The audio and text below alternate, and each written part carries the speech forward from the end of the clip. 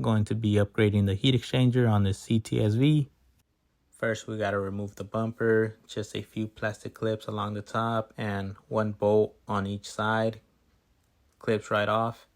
Now we have to remove this foam pad that is clipped on with only 3 plastic clips. Foam pad is off. Now we're going to be removing this crash bar. So there are 4 bolts on the bar. There's 2 back here, and then right next to it, 2 more down here, along with the other side.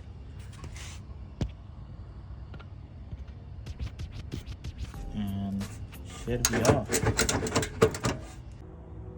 So now we got everything out the way, the bar, the foam pad. I believe power steering cooler here. It's already loose. And then this is our heat exchanger. So I believe it's just 4 bolts. 1, 2, and then 3, 4. And it should basically be off. And we're gonna test fit the new one. Small comparison on the stock heat exchanger versus the one going in. C&R Heat Exchanger. Ready to go. Also, before you mount it, remember to install your bleeder valve.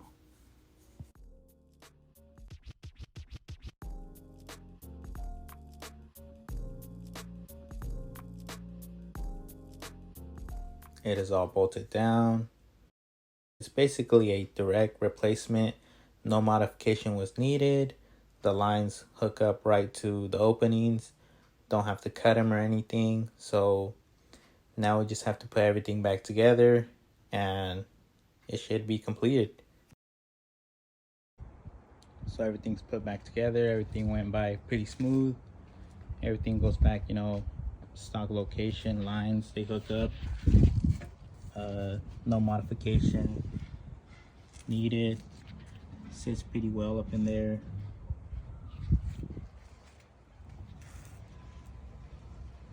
So now we just have to fill it up and bleed the system. Make sure there's no air bubbles.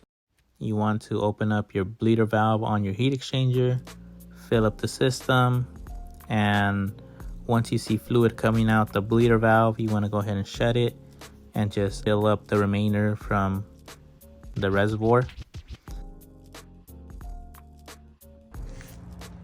And just like that, it's all put back together. Pretty simple install. You can see the heat exchanger. Not too noticeable.